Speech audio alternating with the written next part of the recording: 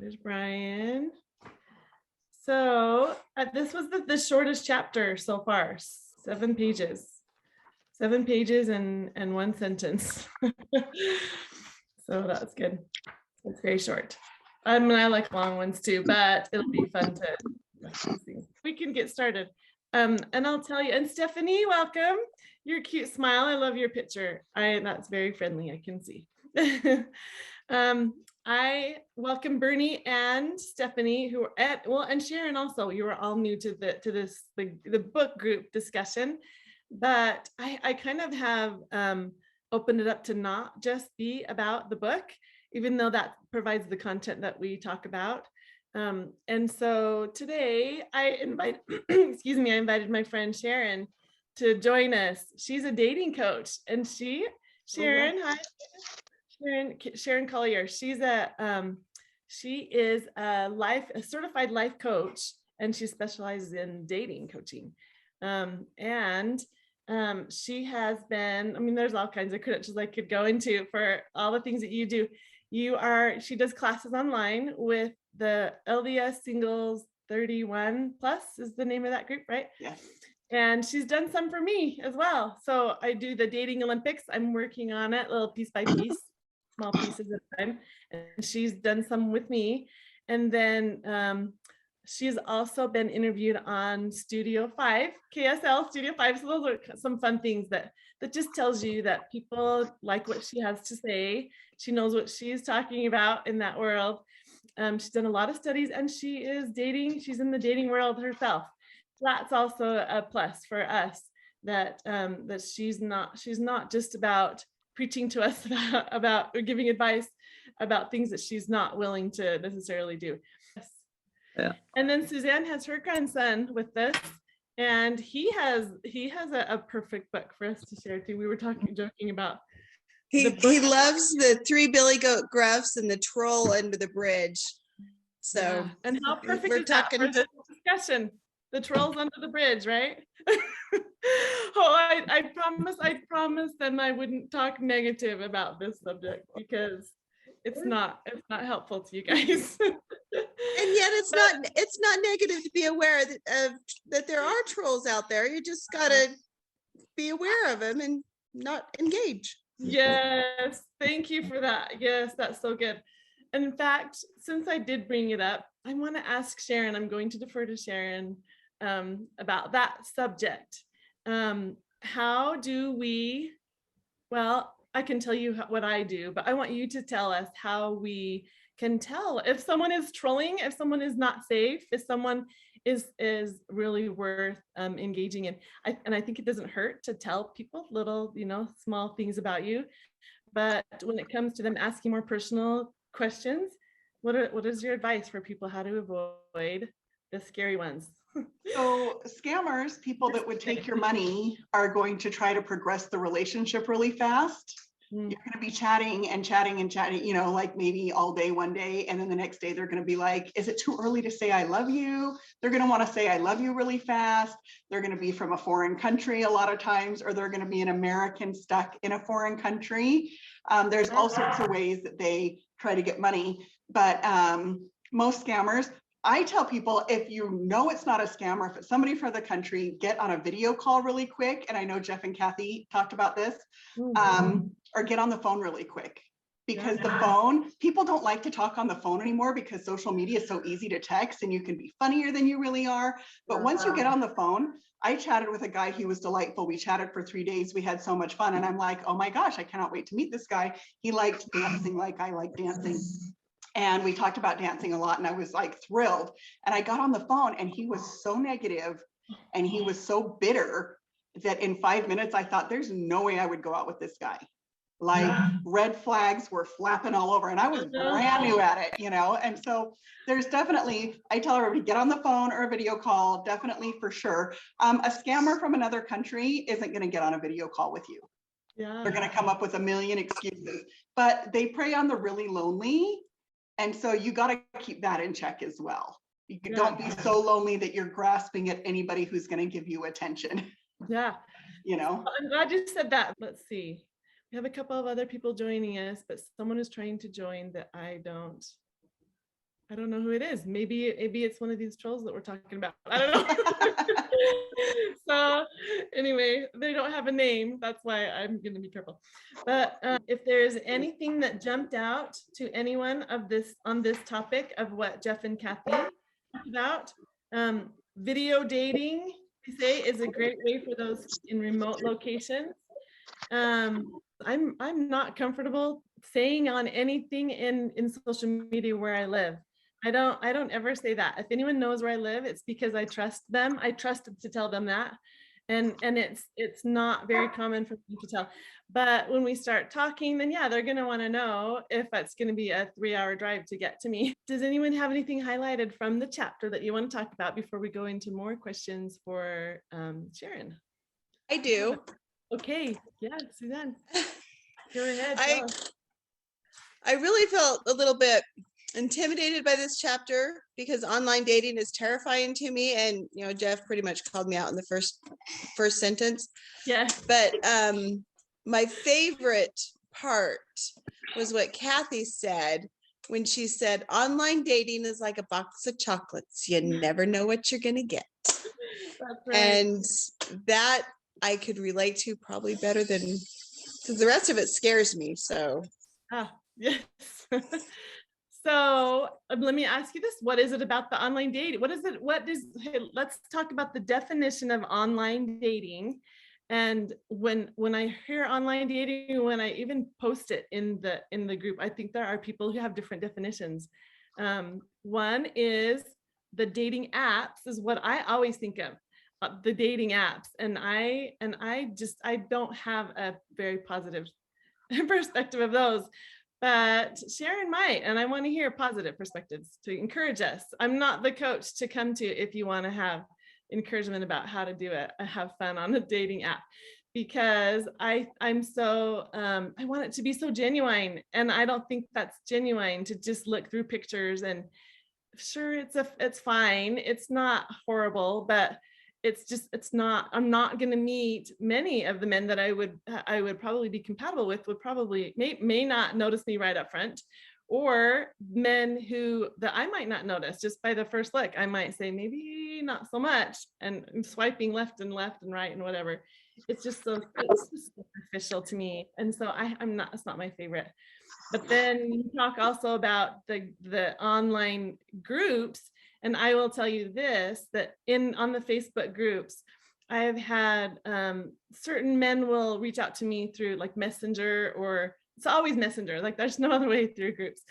But they might make a comment on one of my posts. They might tell me that they appreciate my comment that I said about their post, or they find that they have, when they find that they have something in common with me, that's where I immediately will find connection.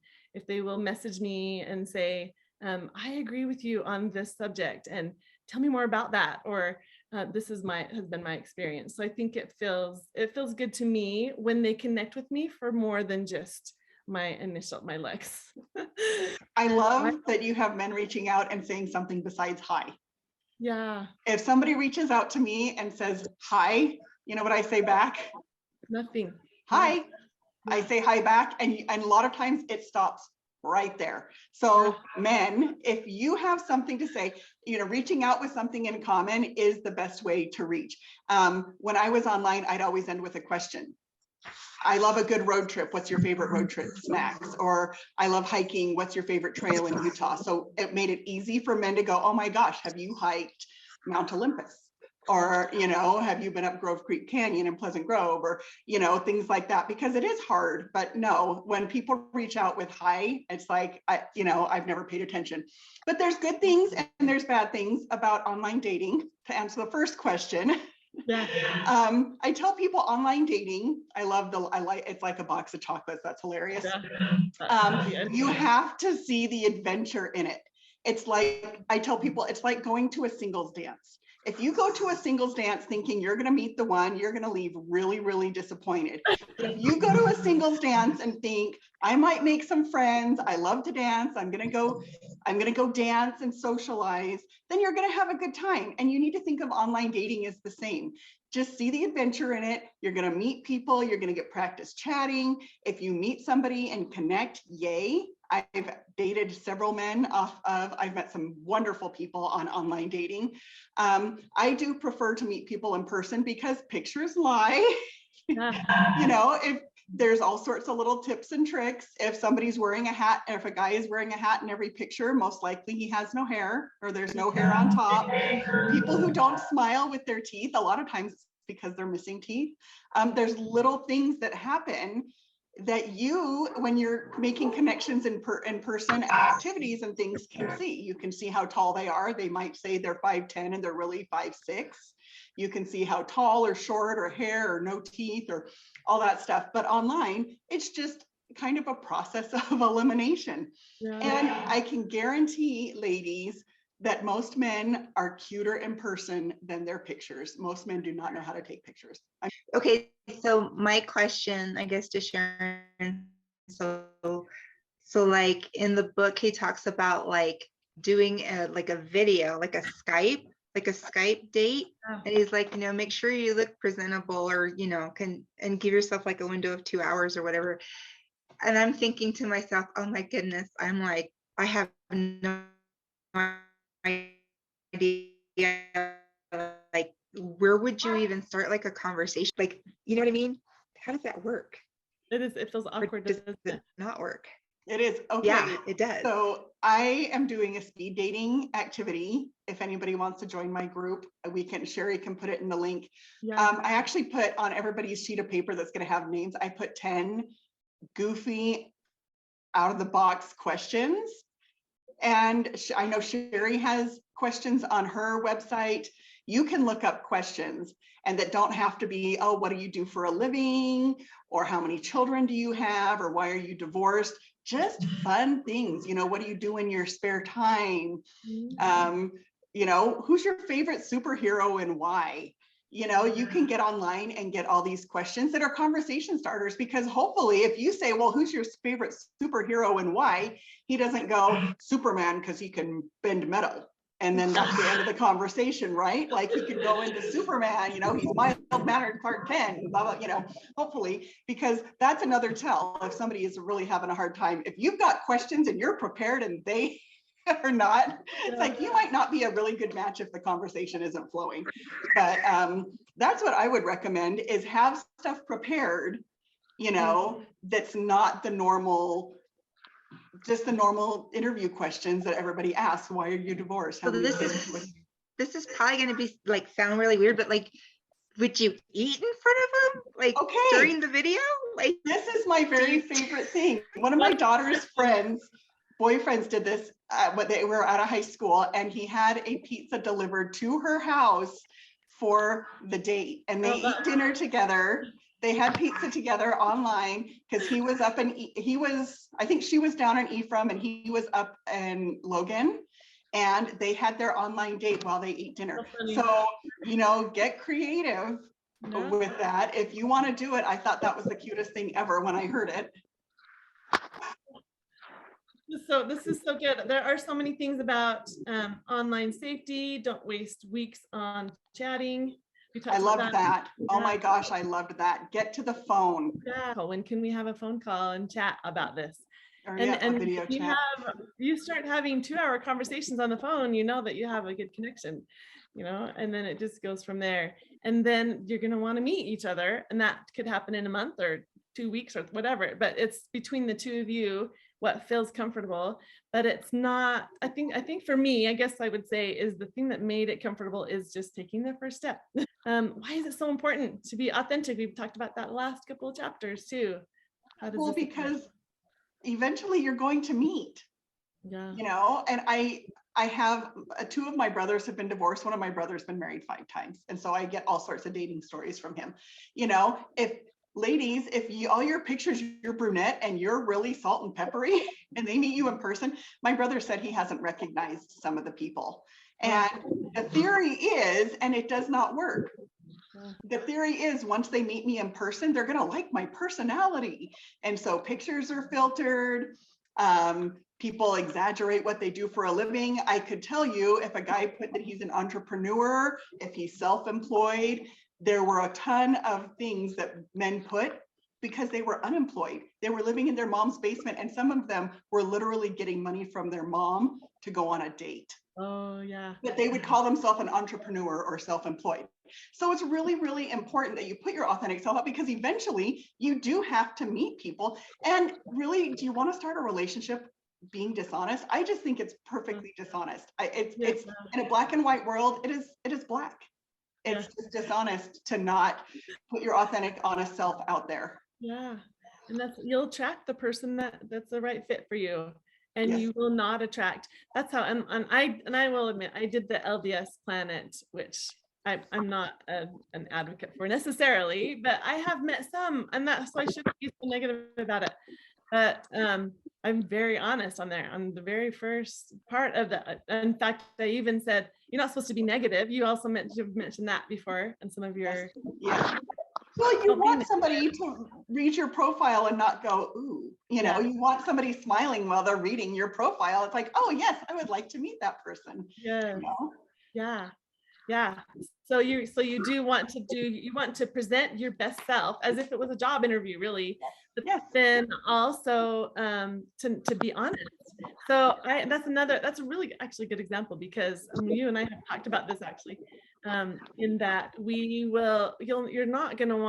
not going to want to apply for the job as an engineer and try to sell myself as an engineer. Because I don't have any engineer experience. and my boss may hire me because of my wonderful interview, but then what happens on the first day of the job? I'd be like, I don't know what I'm doing. Exactly. So anyway, that's a good example too, is that sell yourself with your strengths if you're going to sell yourself. Brian, you might have something to share. You have your book. No, I don't. Okay, that's I'm just enjoying the conversation, and I came a little short-sighted not having read the chapter because I talked to a girl too late last night. But anyways, I'm enjoying the discussion. I'm anxious to hear whatever anybody else wants to say too, and it seems to make sense to me. I've noticed that Facebook is a more surprising place to meet people than I thought, and I think that's pretty cool. I usually try to get to talking on the phone right away. Yeah. I'm really disgruntled by the dating apps, because it's like you talk a little bit and then your busy life gets going, and pretty soon you haven't gone deeper with that person at all, and you come back and you go, am I going to do this again? Am I going to do this again? Am I going to do this again? It's just that repeating thing, and I'm getting to the point where I'm thinking, okay, it's only valuable if I can get her phone number and talk to her and actually take her on a date. And so I tried to move to that as fast as possible. And I keep thinking, this is a question for women. Like, if I try to do that too fast, is that too aggressive? Well, it depends on the girl. I think it depends on the girl, right? Well, and Sharon says it might be a troll. I was going to say, if it's too aggressive for her, she probably isn't the one for you. But you did have something to say, and I like it. Yeah. No, I mean, if that's the way you do things, do it, because it's probably working. You were talking too late on the phone last night. Awesome. Good for you. Yeah. I think it's not too aggressive. Yeah. I think you should know at least like 5 things about that person to know if you even have any compatibility at all. But I think if people just want to chat forever, it's a waste of time. Like, I would rather go out and know for sure than to chat for weeks. Yeah. You get so much better of a feel of who they are when you hear their voice inflection. Yep. Oh, yes, for sure. Something else, though, I think some people really don't want to date. I think they just want company. Honestly, I've had a million guy friends, literally a million. I'm not exaggerating. I've had a lot of guy friends tell me, I don't think people are on there to date. It's like they just want to chat for weeks and weeks and weeks. If you're serious about dating, move it to the phone call, or, let them go, because some people would just chat for months and just have, conversations. If you're not trying to date and just want some company, do it. But yeah, move it to the phone quickly. Yes, Bernie. Yeah. No, I love it. You guys. I'm so new. I'm just like. I'm so glad that you're sharing. Anyone can interject. Yeah. So I'm like, I guess it really just depends on like where the person person's at. Because right now I'm like, I like chatting. I like meeting new people right now, Yeah. and I'm just kind of like tiptoeing, Mhm. tiptoeing. But I see it from, I guess, from a different perspective now. Like if they're reaching out to you, that's because they're ready to just like, see if you're it. And if not, keep moving, right? Is that kind of what you guys are saying, or no? Not Well, always. I think you'd be ready though, right, Sharon? Would you still that she's just at the pace where she's comfortable, right? Don't you think that's, I don't know. Yeah, well, and then you're one of those looking for friends people Yeah. that, maybe you don't want to jump No. in and get serious with somebody, and you can be like, yeah, I'm just looking for friends, Right. But it and seems like when I say that, like I had like one gentleman like was extremely rude and I felt horrible, but I'm like, I'm still kind of a work in progress, and it would be really unfair to me and it'd be really unfair to you. It would be like diving into, cannonballing into the shallow end of a pool. It's just, it's probably not a good idea right now. Yeah. But it was like, okay, thanks. And then it was like, boom. And I was like, sorry, And that's because it's like he's But looking then for I have, sorry. yeah, but then I have other people that I'm like, we're still conversing Yes. because I make a firm believer now that like you want to be friends with a person. Like if you're interested in that person, then you form that friendship, then you really get to know that person. And then I guess you can decide whether it's someone that you might possibly want to progress or maybe not. I don't know. Am I wrong? No, you're not off at all. I think you're had a right. guy and I told him, I said, you know what? He was in my widow group and I'm like, I'm fine just being friends for now. I just kind of want to get to know each other as friends. And he was like, I have enough friends. See ya. And I'm like, okay, you're not the guy for me. Right. I mean, he literally was like, which is stupid because I throw a lot of parties within the group and, he's removed himself and doesn't want to be a part of that. So, but no, getting to know, and that's why it's like, it's good. I know we have COVID and I know it's really bad right now, but social situations are good because you can get to know somebody on a lighter level at different activities. And I know a lot of guys that sorry, my dog, that won't ask a girl out until he's met her a couple times in person at an activity, and everybody's a little different. It's just, you have to figure out what works for you. Yeah. So Bernie, I do have some words of encouragement for whatever it's worth.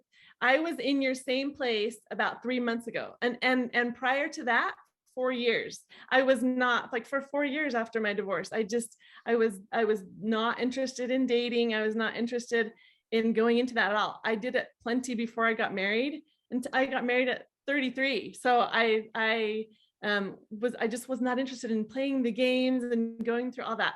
So even though I was friendly to people, I just didn't put myself out there very much at all.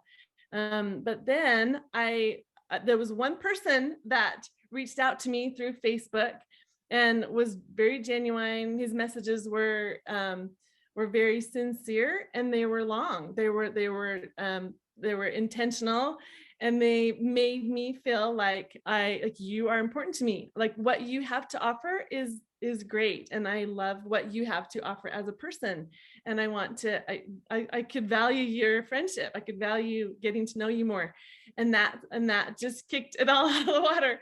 So I thought this is what I want. It's what it took for me is to have someone giving me what I needed, and they were comfortable reaching out, and then I was comfortable. It gave me the comfort and I guess the open door to be authentic. He took the first steps in that place to where I just felt safe to open up, and now I'm interested in getting to know you, and the more we talk, the more we realized how much we have in common. So anyway, just it really might take just the right person and the right timing. I would say no one should ever worry about doing it right or doing it in a way that someone else. I don't know if I'm going against anything that the Teicherts have said. We should give Teicherts a chance to jump on if you guys want to interject on anything. Because coaches, I'm not a coach, I'm a mentor. And so I talk to people about like I've been there, I've done that. That's the kind of stuff that I can speak to, but not as a dating coach to say, like Sharon and the Teicherts do in giving actual advice that works for people. I can't do that. So I will speak of my experience and what works for me, but I just think you have to be yourself, and you'll meet someone that will reach out to you, and you'll feel it, and anyway, that's what I It should say. be easy. But then, You should yes, connect right. easily. And then I also gauge that with all the other men who reach out to me. And that's what I want. And so anyone else who just says hi, I sometimes will say hi back, but I also do see that as fishing. I see that as there are actually some people, the trolls, that do that, who will just say hi instead of what do you want, is my question. Why are you reaching out to me? And I can sometimes say hi back, and yeah, like Sharon said, it sometimes ends there. But those who engage in showing me that I'm important to them to any small degree is what works for me. But there are other women on here can speak to this if you have anything to add to that. If you feel, do you love it on dating apps, the flirts? Do you guys respond to those? The computer regulated, what do they call, I don't know, auto-generated flirts. Like I'm so turned off by them because it's not genuine. And I imagine them going down hundreds of profiles and pushing the flirt button, and it's auto-generated. They don't mean it, how do you respond to that? So Stephanie, how do you respond to those? The only app I've seen that on is LDS Planet, and I don't use that one. I only used that for like a week. I hated it. And I think the same thing. It's really superficial and takes no effort, so I just ignored them. And same with the hi. Like usually that never turns into anything, so I usually just ignore it, to be honest. I figure if that's all they have to say, they're not going to like me. Yeah. It's okay to be in whatever place you're in as long as you're honest about it. For me, I have a job, I have kids, I have a busy life. I don't want to talk to somebody for weeks and weeks and weeks. Unless, like Sharon said, I'm going to see them in a real life setting in another time, then I'm okay with it because then we're in a friend group. Yeah. But if I'm never going to see this person again, I don't need to know everything about them if it's never going to turn into anything. That's just, and maybe that's a little bit too dismissive, but I'm busy. Yeah. I'm looking for something in particular. Yeah. And I think that does kind of speak to Bernie, what you're saying, just in defense of the men who would reach out to you and you say, I just want to be friends. They do need to respect that, but they're not right for you.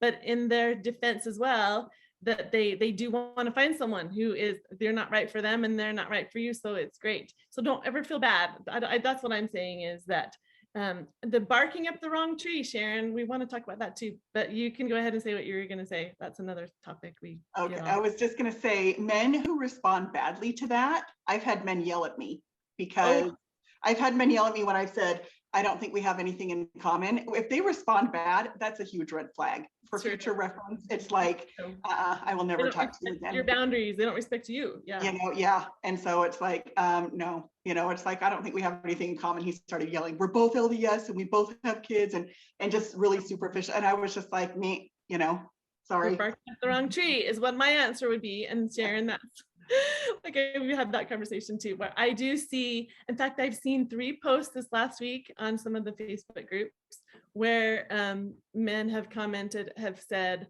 I haven't met anyone in this group, and so I'm out of here. And that group had like 8,000 people in it. And I want to say, are you kidding me? It's either your approach or you're barking up the wrong trees, is what my comment was. You might be barking up the wrong trees. Are you just looking for love in all the wrong places? Right. Well, people get stuck in the same rut and they do the same thing over and over and over again. And it's like, okay, try something different. People will call me and spend a lot of money for me to say, try something different. It's like, don't do the same thing over and over and over again if it's not working. Hey, so I have a question. And I hope the guys will chime in on this too. So I've never dated someone that I just met on a Facebook group. I've always met them through apps, and I'm trying to try something different. Do you think it's useful to reach out to a guy, and how would you do it? Because I've always felt like if they're not reaching out to me, they're not interested. So it's not going to go anywhere. Not true. If they're not reaching out to you, sometimes they're scared. But if you want to reach out to a guy, do the same thing like Sherry was talking about. Find something you have in common and just say, hey, I really liked that you were talking about this and this and this, or I liked your comment about this. I fully agree. You know, what do you think about this? Or, you know what I'm saying? You know, reach out, say you have something in common, maybe ask some more questions about it so that they will respond. If I could chime in on that too. And Jeff, And I'm not going to say anything much different from what Sharon just said, but I know as a guy, I would hear women say that, and it sort of always rubbed me the wrong way about, oh, if he's not initiating with me, then he's not interested. Well, maybe I think if she's not initiating with me, she's not interested. I mean, anybody can show interest. We're not, I mean, we're not living in the 1950s. So I think that can become a convenient reason never to take a risk. Yeah. Oh, I'm the girl, so I shouldn't have to take any risks, Well, and I like the drop the handkerchief idea. Like it's an old fashioned way of a woman saying, if you come and pick this up, then we might start something. It's an initiation of a sort, but it's allowing a man to take the lead too. I call it the green light, same thing, same idea. So what does that mean in reality? What does that look like?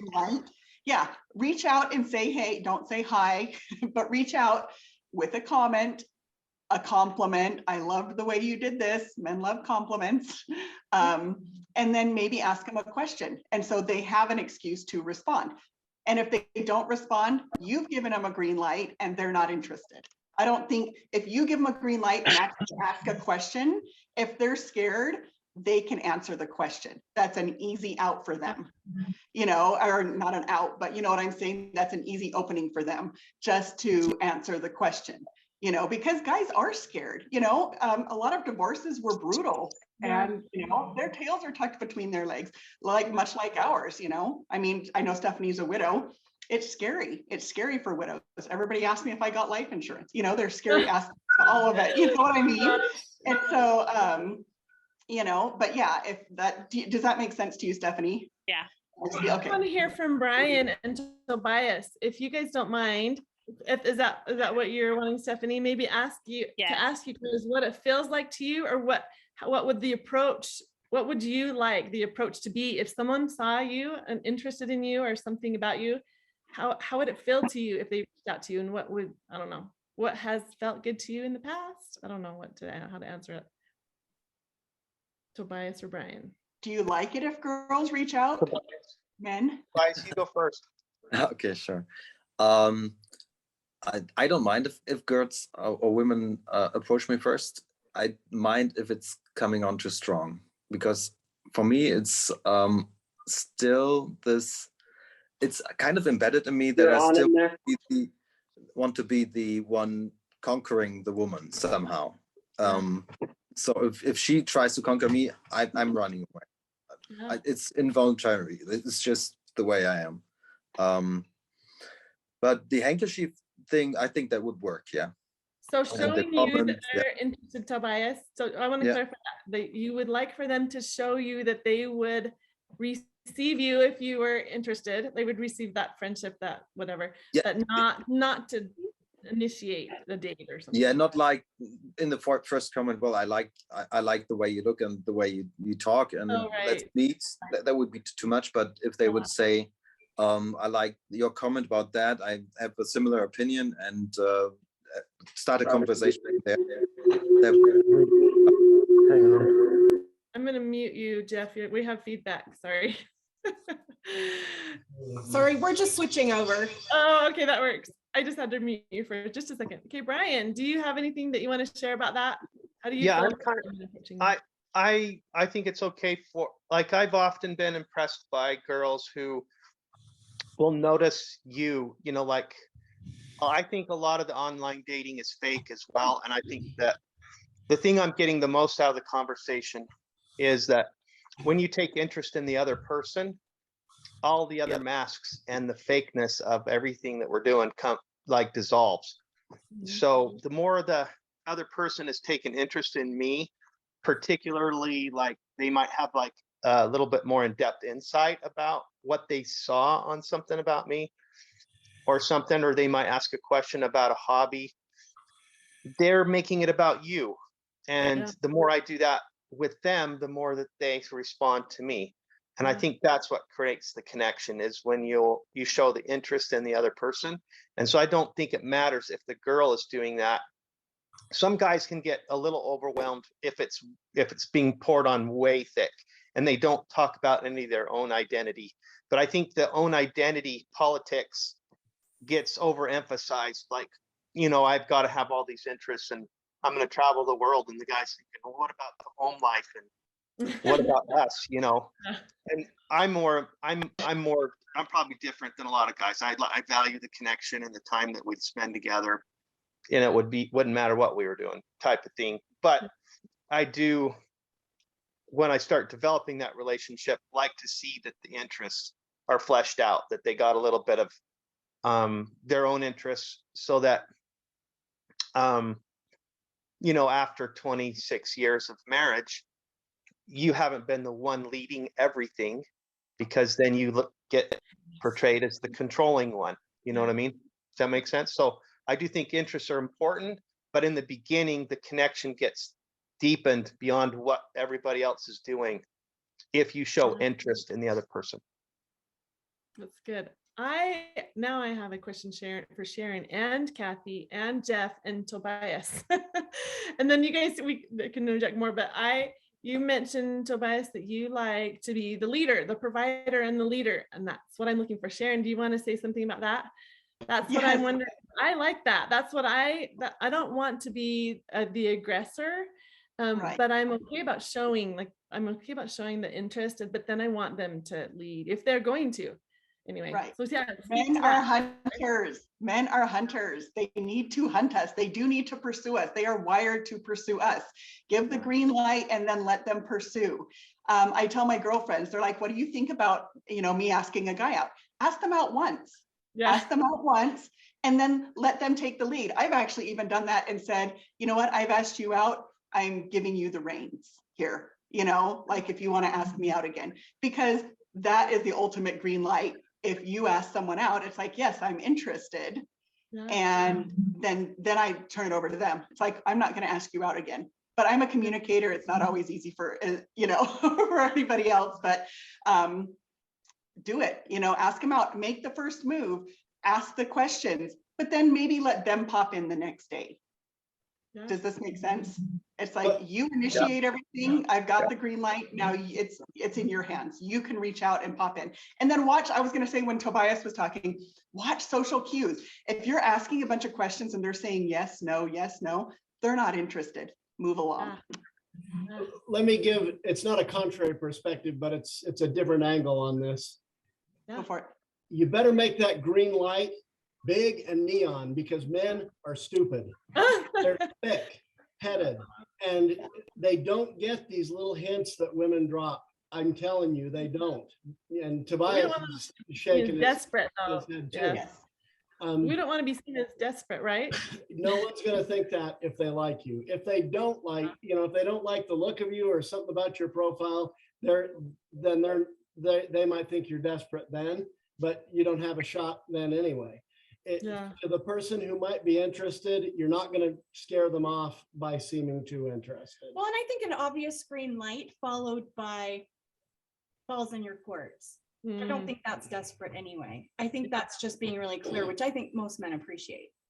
Yeah, if there's a clear signal from a woman, you appreciate that, because and I've had that before, where you start developing a relationship and then they say, well, I don't call you as much because I want you to feel like you're the one being, the hunter.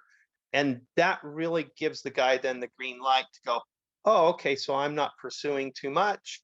Cool, or he can then say and react to that and say, well, I kind of like a woman who shows that she has a reciprocal interest, and then she can do a little bit more calling or whatever. And I think the clear communication is the key. Yeah, and it's initially when you're meeting, it's not being aggressive. is what I hear is the overall advice. Showing that interest. If I could follow up on, not aggressive, on what Brian just said, I think what a lot of the women here might consider or think of as aggressive isn't very aggressive. So be careful with that, because what I've seen a lot when I was dating in my mid-single years is both people are a little tentative because they want to maintain plausible deniability. You know, I ask a girl out and she says no for whatever reason, and I think, and I might say, well, I just wanted to be friends anyway. I wasn't, you know. When no, if that wasn't my intention, don't lie. Don't don't say stuff that isn't true. If you're interested and you get rejected, well, I mean, we're middle-aged people. We're pretty secure in ourselves. Let's, you know, move on to the next one. But don't be equivocal about your interest. And so I think what Brian talked about with clear communication, be clear that you're interested in the other person, rather than, you know, these subtle hints that no man in, you know, in Mantown can possibly read.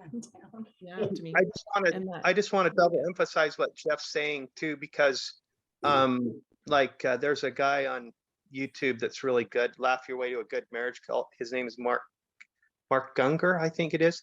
And he talks about the differences between men and women. And the one he always gets is that I have to tell him 2 or 3 times. And he's like, that's what the man needs. He does not get it the first time, you know? And I think that's probably I think that's a really definite difference between men and women, is that the woman thinks, oh, I told him the first time, he must not care. You know what I mean? Camilla has something to register. And he needs to hear it 2 or 3 times. And so Kathy can tell you all about that. I think there's all these subtle dating rules that he should be picking up on. You probably are going to do that for a year or 2, and you will have wasted all of your time. Yeah. Well, that's good advice. 3 times. If they're not hearing it, say it again. It might not be that they're not interested. It might just be that they haven't heard it yet, or they haven't got this. They were distracted. Camilla has something to share. I wanted to comment. I think, well, I've been enjoying listening to everybody's comments, and I don't know, the thing that's coming to my mind from all the things that you guys have been saying is that, I don't know, personally, I think what's most important in all of this is to really just be authentic and be yourself, because some men might like to pursue you and be turned off by the fact that you showed interest first, and some men might need some really strong neon flashing hints before they're going to get that you're interested. And so I don't know, like maybe that's an indication that the relationship might not work out the way that you I don't know, you might have problems in the relationship if you're getting together with someone who you have a big difference in that with. So I don't know, I just think being authentic and being yourself, I think there's all kinds of people in the world, and be yourself and find the person that fits with you and that you work with. Yes, I love it. I'm going to add a little to that. I always say, be working toward being your best self. You know, always be working toward being your best self, and hopefully you'll find somebody working toward being their best self, because we're all a work in progress, right? You know, and if we're living this great, happy life and a satisfying life without somebody, you know, and then somebody's going to add to our life, not fill up our life, you know? What's it called? Brutal honesty. Right. Yeah. Yep. I mean, that doesn't necessarily, to me, that doesn't necessarily mean, like, I watched Sharon's KSL appearance, and I you know, she showed this one profile where this woman talked about all her health problems on her profile. It's one thing to be authentic. It's another thing to be oversharing right at the beginning. And you know, I've said many times that on my first date with Cathy, I let her know my situation. We didn't get into all the details, but I let her know, you know, I'm interested. But before I can be serious with someone to the point of marriage, there's things in my life that I have to take care of. And so anyway, I mean, I think there's a delicate balance there between being who you are and being your best self, you know, and not oversharing. So yeah, want to be authentic for sure, but you also don't want to tell them all your junk in the job interviews. You don't want to tell them all your weaknesses. Yeah, we don't want to hide it, but you don't want to say, okay, well, now I have to give everyone all the negative information right. all at once, so that hold it until you're safe, right, Jeff? Well, hold it until you're depends how long it takes you to feel safe, but right, that's a good point. Yeah. I don't remember exactly what I wrote up for the TV show and what they actually put on there, but that actually came from a guy. A lot of people will give a lot of medical history and stuff to make excuses. You know, one of my guy friends had a lady and she was very large. And so she gave her the whole medical history of why she's large and why, you know, and how she's going to not be large. So it's like me now, but I won't be large forever kind of thing. And so I think a lot of times it's an excuse, you know, to give a big medical history or something. But I keep everything light and positive for several dates. You know, I always tell everybody the first date should be fun. Get fun checked off the list. Oh yes, we have fun together. You know, it's like you don't need to get into the serious stuff until later, until you know you have a connection and there might be a future. Well, yeah, I have a thyroid problem, you know. My butt's like our next two you chapters. know? What did you say, Jeff? I said Sharon would like our next two chapters. Okay. Well, I probably would because I liked this chapter. Thank you. You know, I actually was thinking a couple of things. First of all, the first thing Jeff did after we became friends on Facebook a few months later, when he was like free and not in a relationship, because I think we just became friends. I was dating Tara then. Yeah. Anyway, yeah. he just said hi. I didn't respond to that. And then I think he said, "How's it going?" Didn't respond to that either. And then he said something about me turning 30 because it was my birthday, you know, which I said happy 29th or birthday 29th or something, but I wasn't. So I had to correct him, you know, because I'm like literal. And that got us started. So, we had the best like conversation ever. And I mean, that's like when I think I really was like, wow, like we could really have something here. And so, you know, when Bernie was talking about, well, what do you talk about for 2 hours? Well, I think some people don't have a conversational chemistry, and it would be awkward to try and talk for 2 hours. But I think when you got it with someone and that conversational chemistry is there, it's not like hard. Yeah. I think you can still be intentional, like Sharon was saying, about having some fun questions and making sure you keep it light and positive. But I think talking isn't hard with the right person. That is true. Yeah. I want to ask you, Jeff, when you reached out to Cathy just to say hi, what were you expecting or thinking? Because we mentioned that at the beginning of the call, that if a man does that could be a red flag for someone fishing. I don't know, or trolling. I'll tell you what I was thinking. Yeah.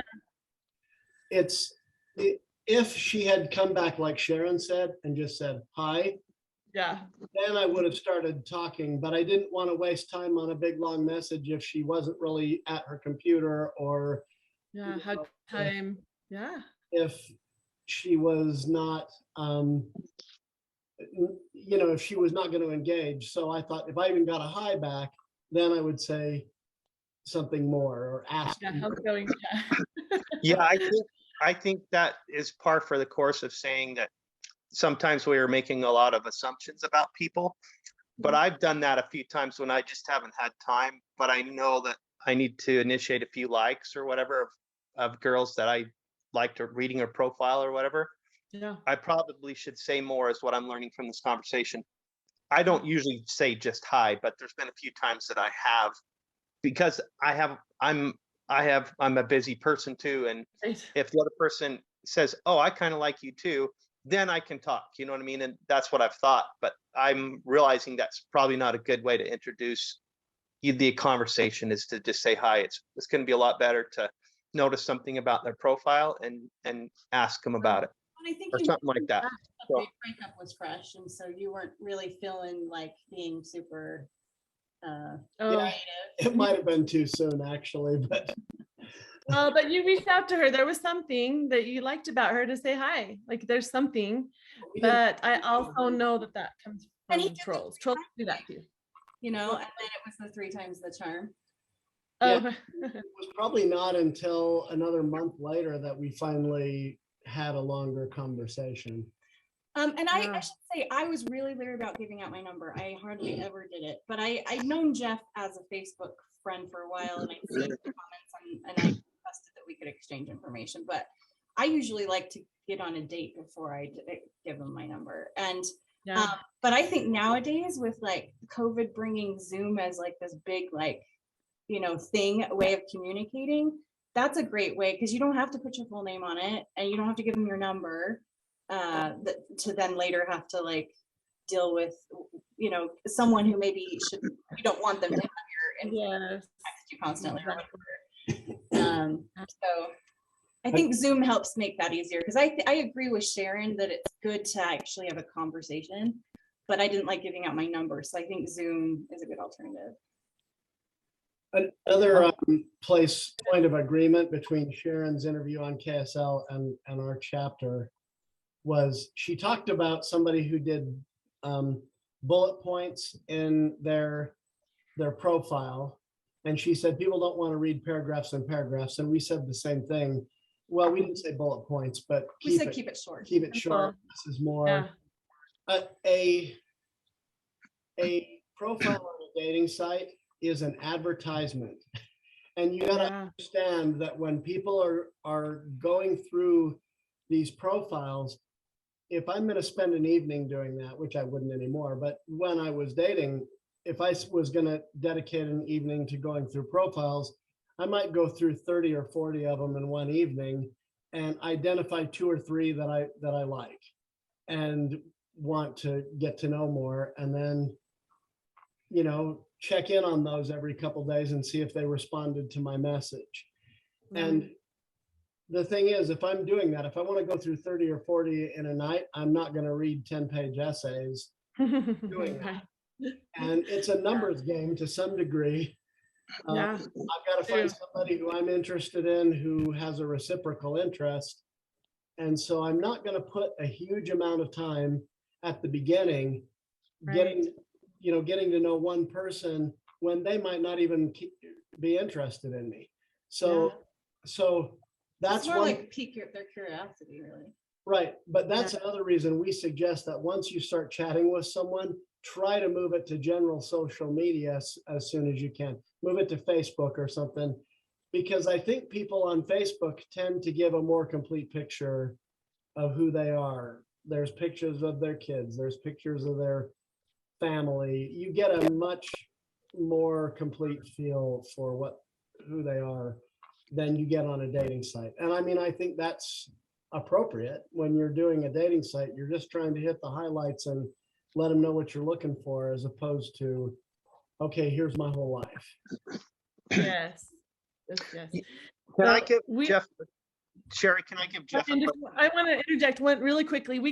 I just want to let you guys know that we have reached our hour. So if anyone needs to leave, you are welcome to be excused, but we also stay on for more questions and more conversation. But I just want to let you guys know to be respectful of your time. And yes, Brian, go ahead. I just want to let you guys know that that's an option.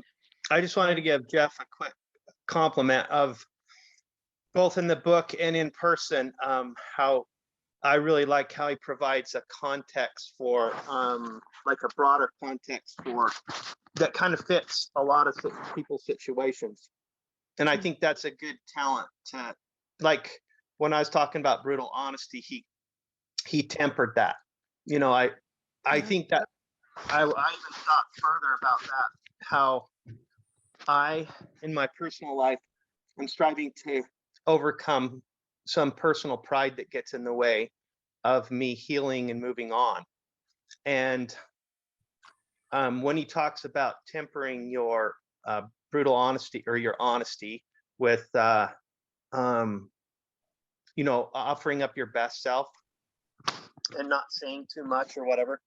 I figure that kind of fits me in some ways. Like when I would process, the woman wants to go for the jugular right away a lot of times in saying, well, how come you got separated, and that kind of comes up pretty quickly up front a lot of times. And a lot of people deal differently with that on how to moderate their response from their best self versus the brutal situation. It was ugly, you know what I mean? And so, but then the pride can enter in. And I think it's okay for people, especially if they're initially learning about how to present themselves in their story, if they can temper the amount of pain that they share in the beginning is okay. Because it's taken me a process to learn how to bridle some of that, because you don't want to share too much too fast, because you give away a part of yourself that needs more context, and that might need some more time for that person to properly understand you. And I don't know if that makes sense. And so there's a lot of stuff in the book that Jeff brings to the table about how to properly contextualize your experience. Yeah. Brene Brown would agree with you too. Yeah. She talks all about authenticity and vulnerability, but she also says don't be vulnerable with everyone. Yeah, don't share your story with people before with people. And give yourself time to bridge the gap in overcoming your weaknesses to allow the Savior and the gospel to penetrate your heart, and to feel that from the other person, and you can grow together. I mean, you don't go out and have sex on the first date, right? Maybe the second date. All the way, just all the way physically. No. So don't go all the way emotionally the first date either. Yes, that's good. Yes. Yeah. Well put. I want to say one thing about the Facebook thing. If I've met someone on a dating app, I do not want to be Facebook friends with them until I know that they're okay. Like, because I have pictures of my kids on Facebook. Yeah. I have my employment on Facebook. Like, that is like, you're in the trusted circle if you're in my Facebook group. Yeah. I can tell you've developed some connection. Yeah. Yeah, that makes a lot of sense. If they were not who they said they were. So yes, you can meet people in these groups. Yeah, go ahead, Bernie. Yeah. I'm so sorry. Thank you for calling me Bernie. So on my group, so I left Facebook last January, and I didn't get back on to Facebook again until I want to say either July or August. And at that point, Facebook denied me coming back under my name. And so, because my core beliefs did not align with theirs. And so I was too vocal politically, I guess. So anyhow, so I thought, well, there's more than one way to, So I took the name that my mother would have given me, and I took back my original maiden name, and I created this. So you'll find me under Victoria Diaz, but I know when people DM me, and if they start a conversation, I let them know, by the way, this is my real name. Yeah. And for some of them, it's become like a joke. It's a joke amongst us. I'm like, who am I talking to? Am I talking to Victoria or am I talking to Bernie? So it's become a joke, but I find it like, I feel bad because I'm just like, gosh, I hope they don't think I'm like this crazy psycho woman. It's not really that. So, yeah. So that's a really good point. So maybe I'm jumping to conclusions with some of these people that I think this is not who they say they are, No, when they're like from Iraq, because I call it the deep dive, and I will do that. Like if somebody, before I accept them into my Facebook, like as a friend, I will do a deep dive. And if I find something that I find personally offensive, just because of my background, I will just hit delete and just leave it at that. So unfriend. Yep. Oh, not even confirm the request. Yeah, that too. I do that too, just to be honest with you. And that's why our group is so small, because I really I'm careful for myself and for anyone in the group to just, you don't have to invite people into your circle that you don't feel safe with. But Does anyone else have any insights, questions, or anything you want to share, advice for us in online dating or anything of that nature? I have one thing real quick. Yeah. With Sharon, like I listened to Sharon's interview on KSL this morning, and I felt like I was reading our chapter. Yeah. So in the mouth of 2 or 3 witnesses, let every word be established. Yep. I mean, I'm hearing her say, keep your profile brief. I'm like, yeah, amen to that. Yeah. That's what I did when I read your chapter. I was like, yes. Yes. Go down the list. About scammer, she's talking about scammers, and I'm thinking, yeah, we give you all kinds of tips in there about how to tell if somebody's really, really for real. Yeah. And I had to laugh when she said, if somebody is doing the closed mouth smile, they might have bad teeth, and I've experienced that like several times. It's so funny. Yeah. Or if they only have shots from here up, okay, they're bigger, Yeah. And I've met guys who look so much better in person than their picture. Yeah. Yeah, we just talked about that. Yeah, guys learn how to take a picture. Yeah. Selfies should be from up here, not from down here. Yeah. Right. Sharon's tip for the day. I guess for women, keep an open mind, because you don't really know what your attraction is like until you meet in person. That's why we suggest you meet in person sooner rather than later, but with safety precautions. Right.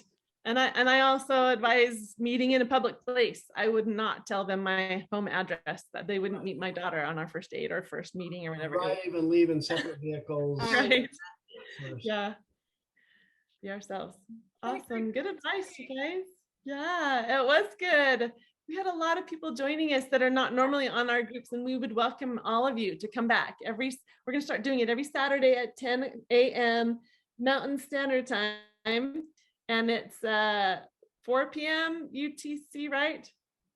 What is your time? 5 p.m. Okay. If you're in Europe, it's 5 p.m.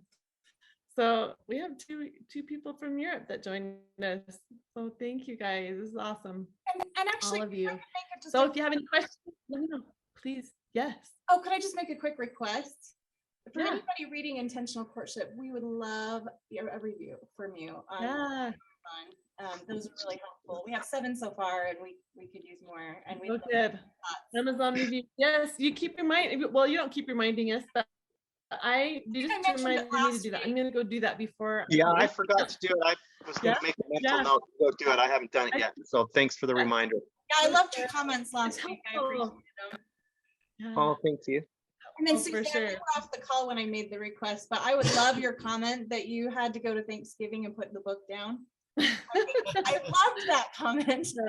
Yeah, she said, I hated a great review. Yes. Yeah.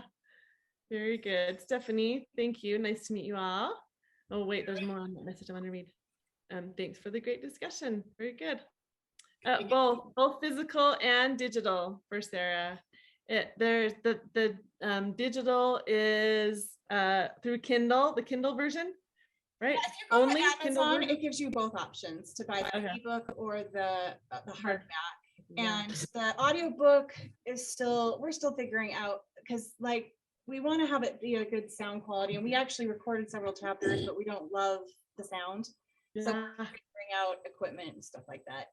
And that'll be fun. I love doing audiobooks. I like to listen to them while I'm making breakfast. It's good. We'll get that done eventually. Get our own voices, like our podcast and YouTube videos.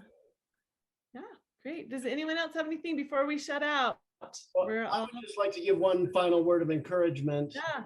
Since this topic, I think, is intimidating to a lot of people. It is. And we've heard that in this discussion too. And I hear people say, I've tried online dating, it never works. Mm-hmm. And I mean, I met Cathy online. It does sometimes work. Yeah. Because it never works until it does. And it has to work. Exactly right. Once. And so yep. If it doesn't work the first time, don't get discouraged if you meet someone and they turn out to be crazy. Well, try again. It's not, it's the box of chocolates that Cathy talked about. Some of them are going to be or Bertie Bott's every flavor beans. Once in a while, you're going to get a vomit flavored one. Yes, the vomit flavored one. I love it. Have we gotten to that part in the book I yet? don't know, Oh, well, that's in there. but Yeah. Sarah says that 2 of her friends met on mutual and are happily married. One of my closest friends also met on mutual. I think I should try mutual. I've heard a good way. But you do have to tell where you live. That's the only thing that I haven't been excited about. I live in a small town, so they would probably find me, and stalkers would, and no one else would care. But or give anyway. this town over as your. Yeah, that might be a good idea. And then I could just meet them there and say, actually, I live about 10 minutes away from here. Yeah, that's a good idea. I like that. Anyway, you guys are awesome. I mean, I think I want to encourage you to don't give up on the online dating if it hasn't worked so far. You might change your approach a little bit, but nobody is going to, I mean, once in a while, lightning strikes the first time. Yeah. Usually, typically, you have to kiss a lot of frogs before you meet your handsome prince. So true. That's so true. Yeah. And so go about kissing the frogs one by one. And that's my problem. I don't want to kiss any more frogs. I feel like I've done that. I feel like I've served my time. I just want to meet my prince. But that's good. Kelly has something to tell us. So I haven't read the book, I'll totally confess, and I came in late. That's okay. Got kicked out and got back in. As I came in the first time, the discussion about being widow and widowers came in, and I am a widow. And the struggle I've had with being on the online dating is, and I have a cold, so I apologize if I cough, is the men that get just totally put off because I'm sealed to my husband. And my sister's also a widow. She actually got married this last September. And she faced it too. I mean, I had one guy, because when I was doing the online dating, I didn't just say hi. I tried to find something in common. If I'm going to present myself, I'm going to find something in common. Yeah. And so there was a guy down, I think he was in Spanish Fork, and he was a hot air balloon pilot. And I grew up over in Eastern Washington, and there was a festival in my hometown every year with hot air balloons. So I thought, I have something in common. I'm going to bring up something. He didn't even respond to what I said. His immediate response was, I see you're a widow. You're probably sealed to your husband. I only want to be sealed to my eternal companion. And it was like, whoa, I wasn't even going there. And so that probably has, and my sister got the same thing. She got a response of a guy that said, I won't even talk to you because unless you want to break your sealing with your husband. And I was like, where in the church can you not have an eternal perspective? That they're just going to shut me down. So it was pretty hurtful. And I've had some good experiences with online dating. I think my biggest struggle is I live in a small town in northwestern Washington. There's not a lot of men in my area that are within my age range. Men that have reached out to me are 20 years older and wearing a wife beater shirt and look like they hadn't shaved in a while. And I'm not being picky. I mean, I'm not, but I mean, I do need to reach out for my future. So I found men aren't willing to want to really do online dating. I mean, the pool is small here. Kelly? It is really small.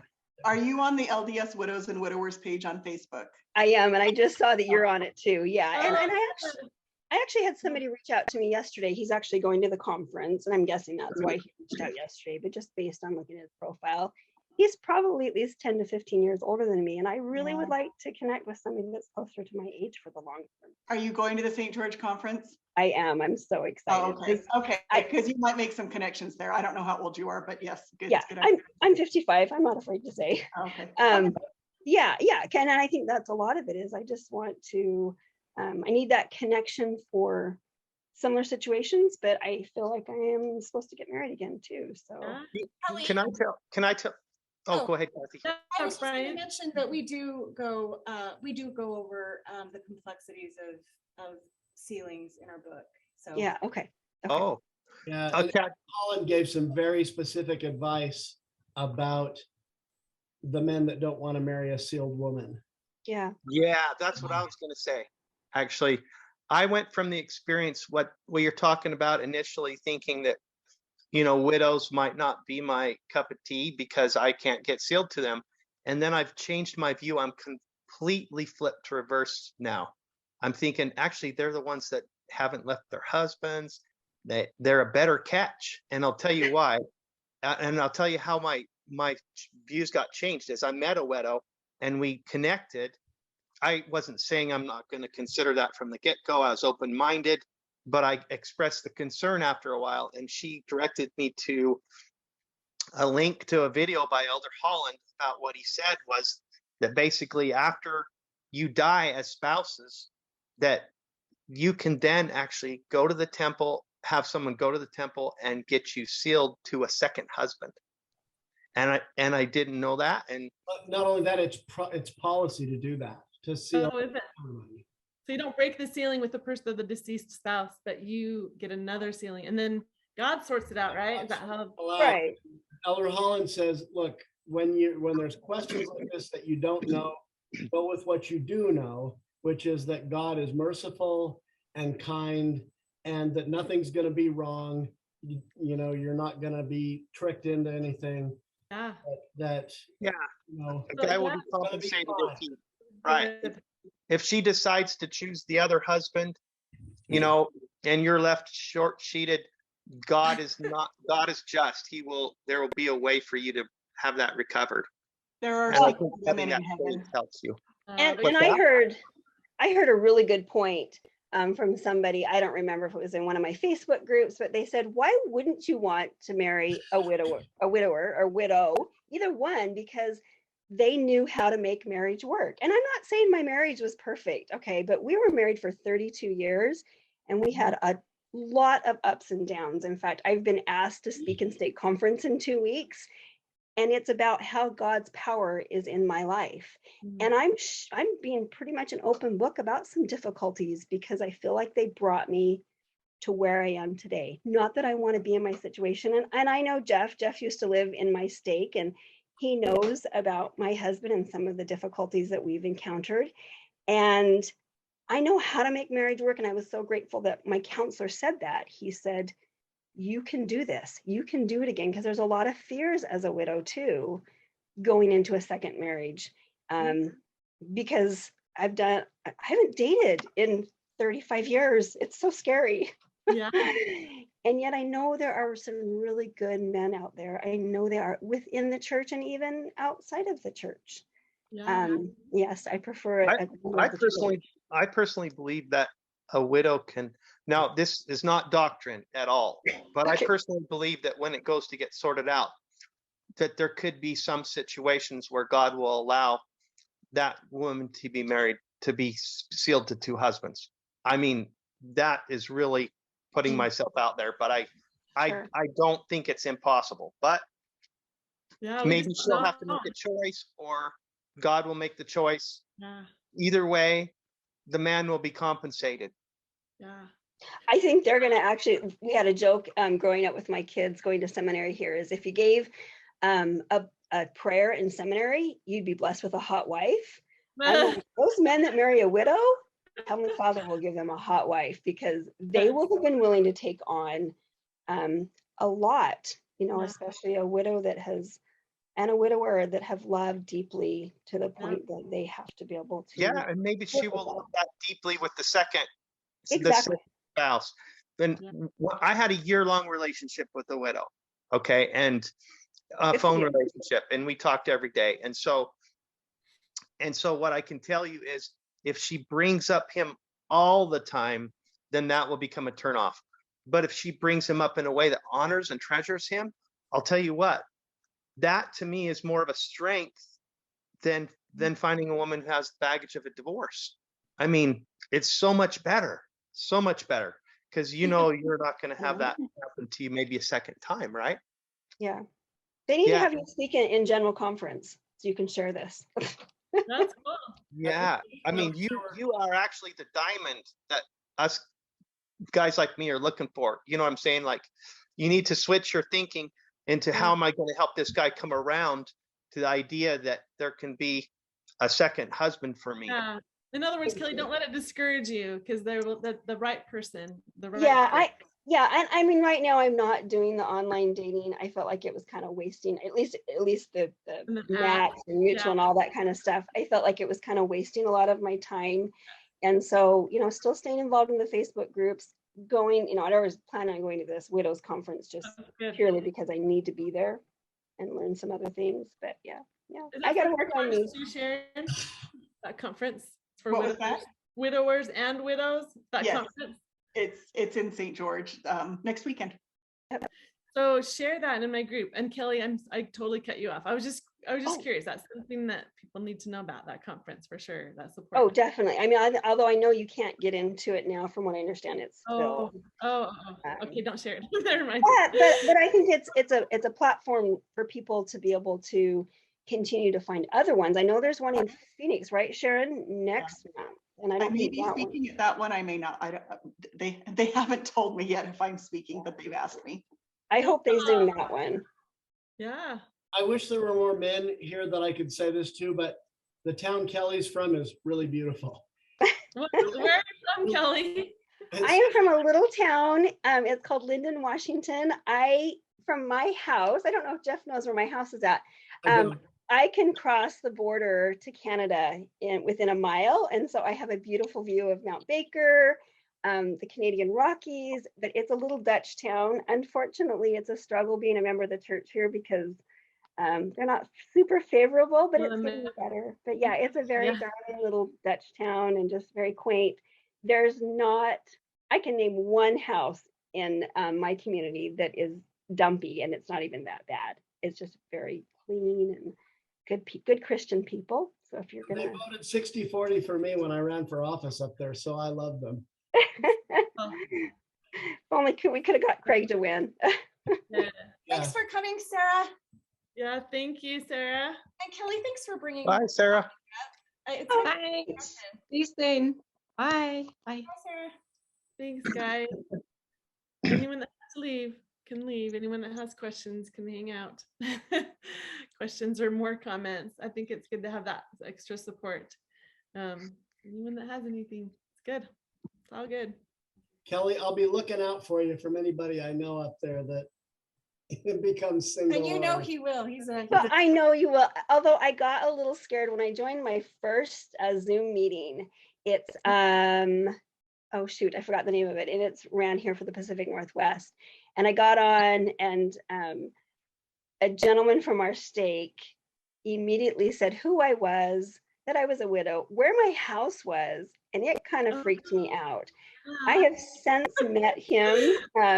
I'm the single adult rep, of course, for my ward, and everybody at those activities are a good 15 to 20 years older than me, but that's not going to hold me back. I need to be involved. I need to do my part still.